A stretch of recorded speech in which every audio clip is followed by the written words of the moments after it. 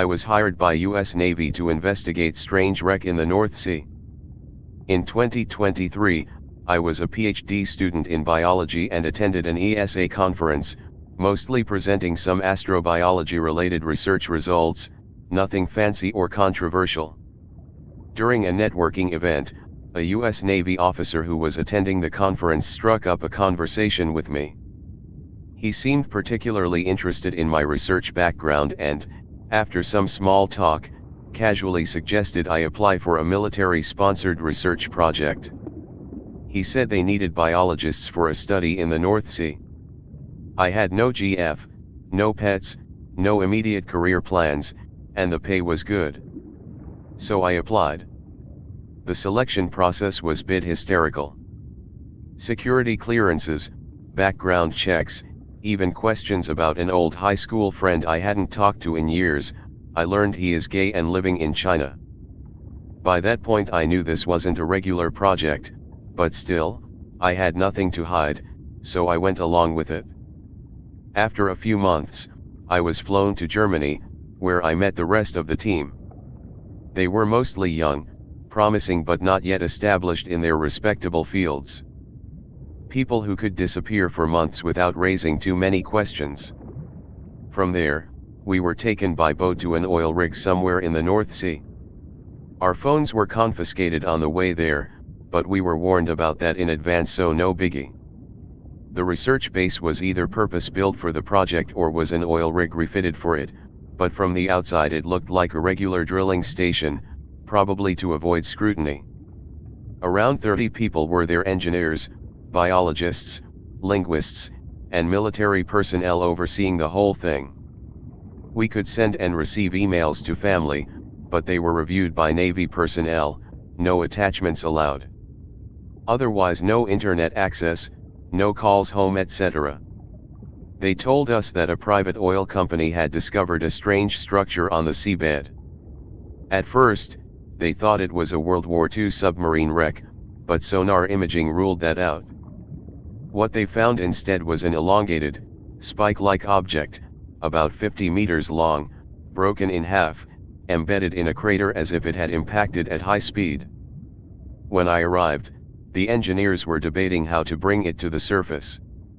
Inflatable flotation devices were considered, but the risk of breaking the object was too high. Instead, they deployed remote-controlled robots that could take pictures and retrieve samples. The depth made human diving impractical, especially since most of us weren't trained for it. The exterior of the object was encrusted with barnacles, seaweed, sediment and so on. Cleaning it took 2 more weeks. The outer layer was a carbon composite that was brittle, shattering like glass when dropped, but at the same time, it was almost impossible to bend or melt. We didn't receive exact results on dating while I was still there, but based on how overgrown it was, it must have spent centuries at the seafloor at least. For the first month, only the engineers had anything to do. Then, 5 weeks in, they found a sealed, pressurized compartment. The engineers built an external pressurized seal to access the chamber. Inside, we found what was unmistakably a control room. No oxygen, dust-covered consoles, broken panels. And 3 bodies. The first 2 were small, about a meter tall, humanoid but weird. Their heads looked oversized for their bodies, but probably would be normal-sized on a regular human. Hairless, no ears or noses, though there were signs these had been removed surgically. They were also castrated. Their eyes were covered by black lenses, implanted directly into the sockets, a bit like built-in sunglasses. At first we thought they were naked, but eventually we figured out they were wearing skin-tight suits that had until now decayed to dust.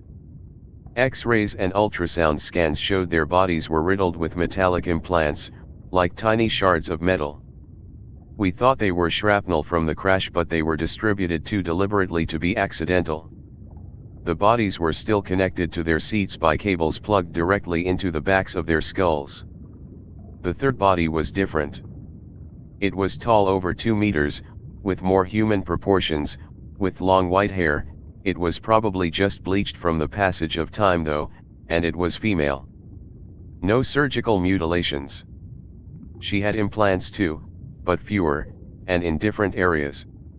She also had an artificial kidney. Her suit, unlike the others, was mostly intact.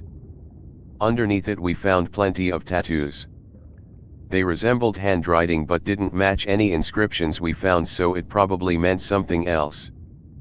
The cause of death was obvious. All of them were killed by the impact, with the female's head nearly detaching from her neck. The linguists attempted to analyze the symbols on the control panels, but they were too faded to read. One metal plate above the consoles had a short inscription etched in it, so it didn't fade. The script consisted of vertical lines with dots, and triangles written on them at different heights, a bit like musical notes, but the sample size was too small to translate, so linguists mostly ended up being useless for the whole stay. We tried to take DNA samples, but we got no results, which is unsurprising considering the age and conditions in which these bodies were kept. By the end of the 4 months, we had submitted our reports. We didn't make any more significant findings, and we couldn't recover anything useful using remote subs we were using. Some people, including myself, wanted to continue, but the Navy didn't want to talk about it. I suspect they have since recovered the wreck and moved it stateside. During my stay there, one of the Navy liaisons told me they didn't care if we talk about what we saw there. No one would believe us without a proof, and the government's own disinformation psyops would bury the truth in noise anyways. I haven't told anybody about this, but I'm not worried about getting disappeared. I'm just sad I'll probably never get any answers or credit. Recently I realized that since I wasn't allowed to take any notes with me, I should write it all down before I start to forget. Feel free to ask questions. I'll try to answer. Just keep in mind I was only a junior researcher there. Draw the craft. I can verify this report. I was one of the dead aliens. Holy shit. That's incredible. Why'd you losers crash? DUI? Some questions. Was the lady eye hot? How big were the tits?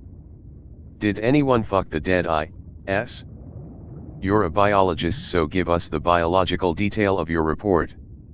Give us something that proves you're not full of shit. Care to elaborate? My understanding is such a thing wouldn't happen without UV being present. The actual wreck was not visible on cameras, due to the buildup of sediment, but it stood out clearly on the sonar. Its rear end was covered by a sand dune. Red rectangle is where we found the pressurized chamber. You could also clearly see remains of the crater it made during its crash. The bodies were all so shriveled up that she might have had the biggest jugs you've ever seen and you wouldn't be able to tell. None of us was able to descend to the wreck in person, so best you could do is jerk off on a 1 centimeter long piece of bone sample, which to my knowledge nobody attempted. There isn't much to tell, sadly. My expertise is extremophilic invertebrates, which is why I have any interest in space-related topics in the first place, so I didn't have much to say about those humanoid bodies. I checked the samples we collected for mites and such and found nothing, but that's hardly surprising.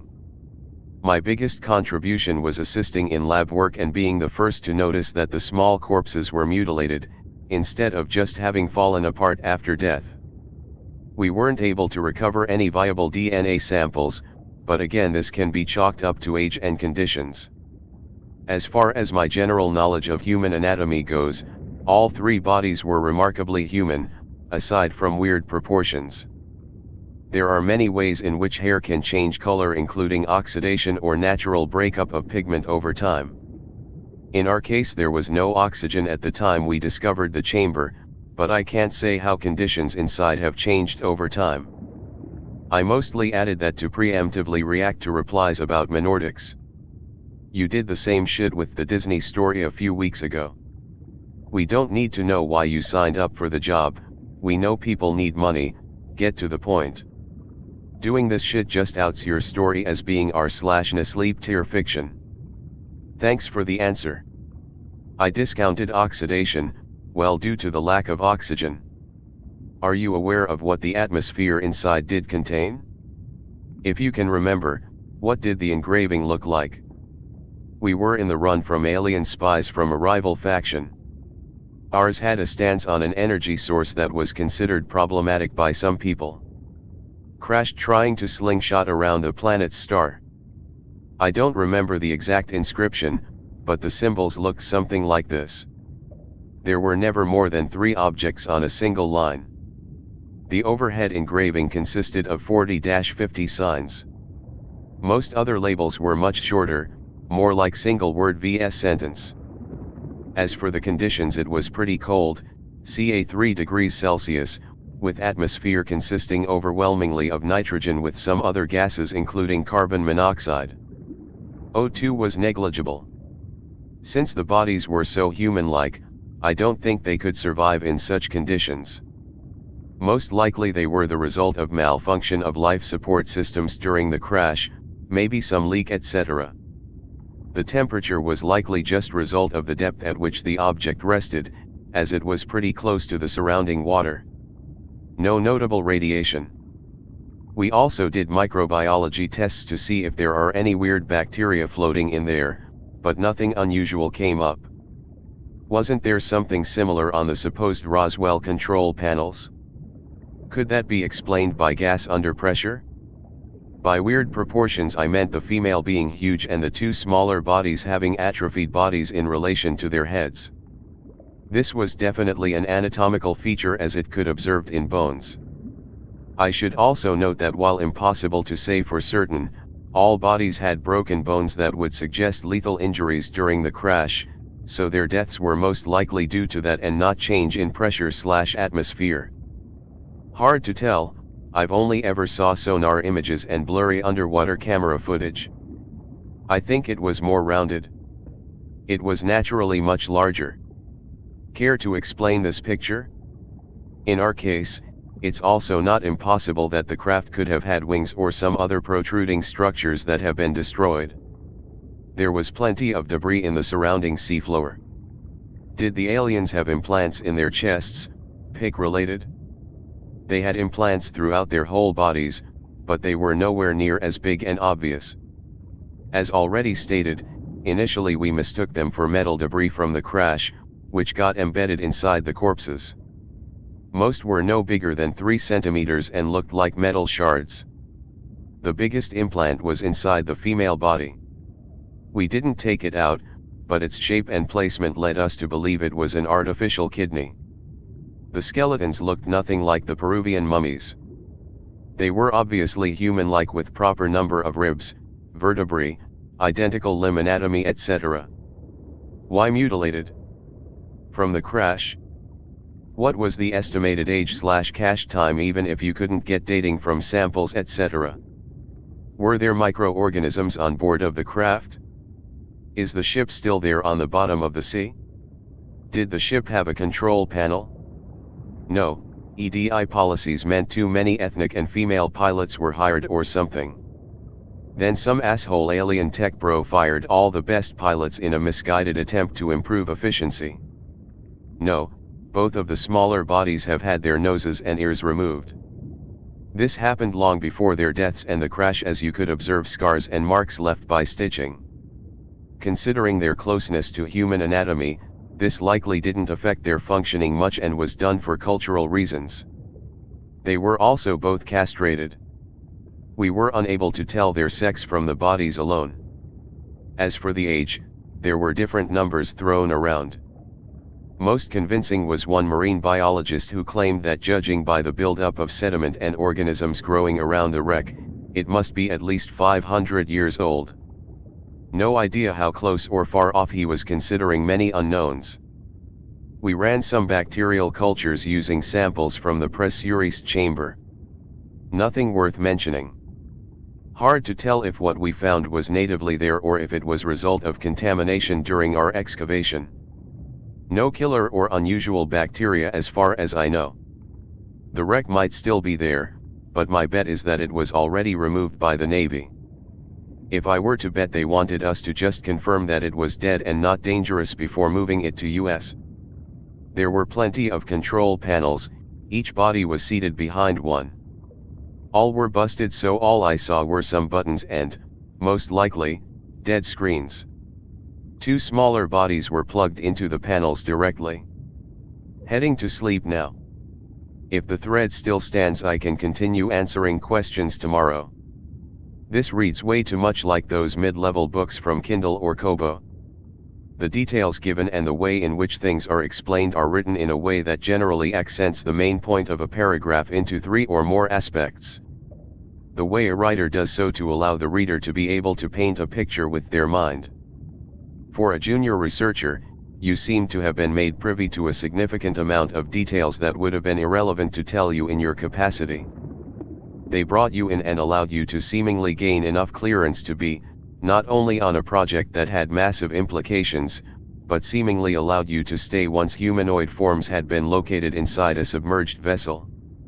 A submerged vessel that was suspected to be a submarine from WW2 probably wouldn't need a junior researcher to be on site. Somehow they either let you, a junior researcher, clean and pick at a non-human craft for 2 weeks. The only other way to know that it was brittle and shattered would be if they told you, and you as a junior researcher would have no reason to have anyone tell you this. It was a fun story, but when read by someone that has 16 years military experience with only a secret security clearance, this isn't how any of this stuff would even be handled. To get ahead of what some will say about the details given. Yes, it is always helpful to be able to describe things in a way to convey what the presenter is trying to get the reader to understand. However, the details and description were given as someone will all-encompassing knowledge would give, as opposed to what a junior research would be allowed to know. Anon, none of this shit makes any sense.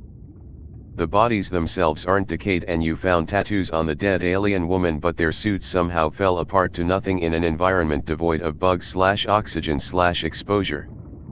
You're a tard who can't write a half-believable LARP. Fuck, back off to plebit. Okay. So give us specific details.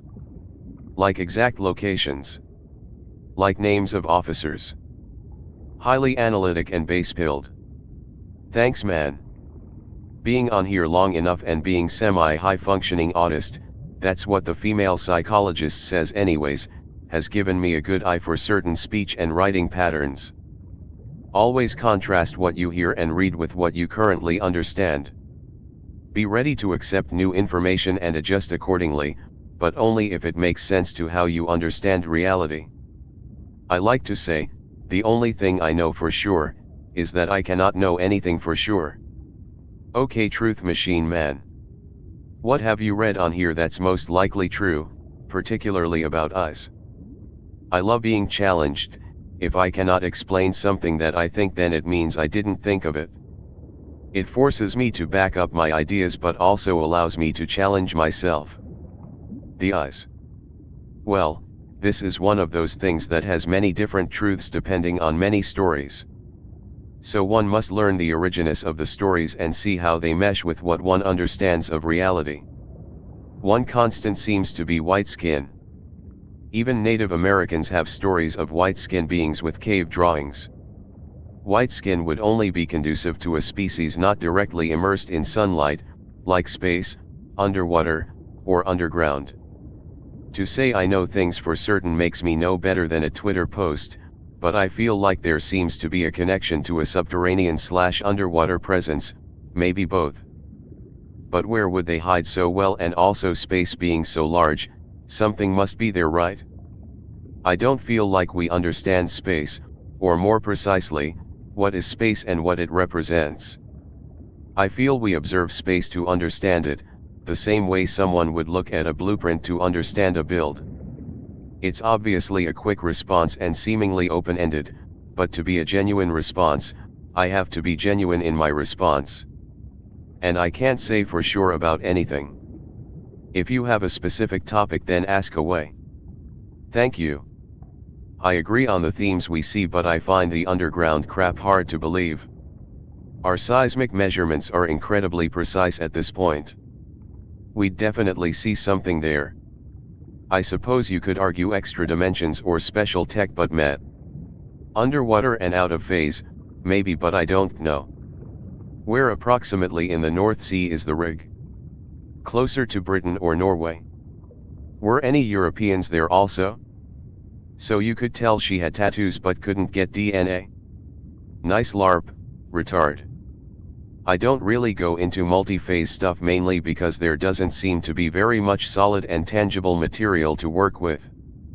I agree that it seems our seismic measurements are quite precise. But I also, though our understanding of gravity, dark matter, and even magnetism, had at least a significant backing. But so much of it is all contingent on a couple math equations being correct, and dark matter itself is created to explain why these equations don't make sense and hold up other things, like gravity. So this tells me that maybe our scans are only as precise as it's allowed. It is known that the US government alone has classified fields of physics. Deep water should fascinate me because we really don't have good eyes on it. The precise location was neat to know, but I heard one of the helicopter pilots say it was near Poland. Bump. Interesting. What were your biohazard containment procedures? Did anyone handle sample in open air without suits?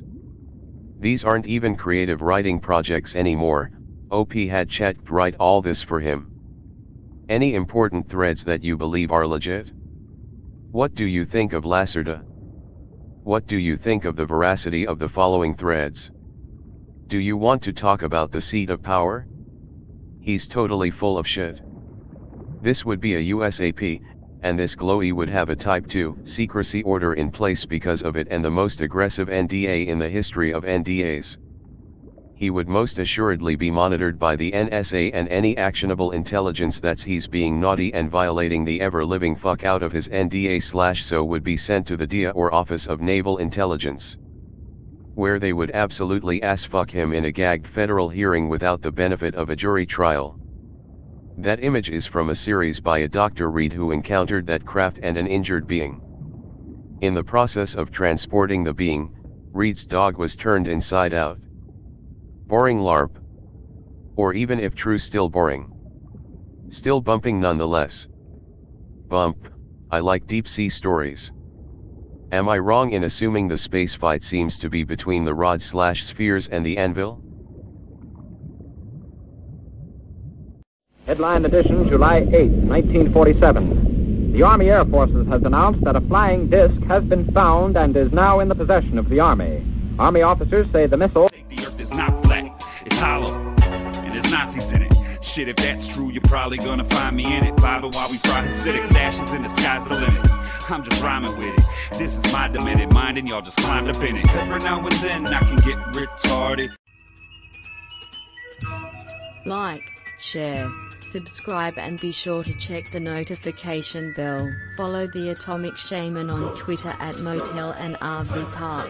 Listen to Paranormal Green Text Stories on Atomic Shaman TTS on YouTube. Catch the live streams of Atomic Shaman Sweat Lodge only on Rumble.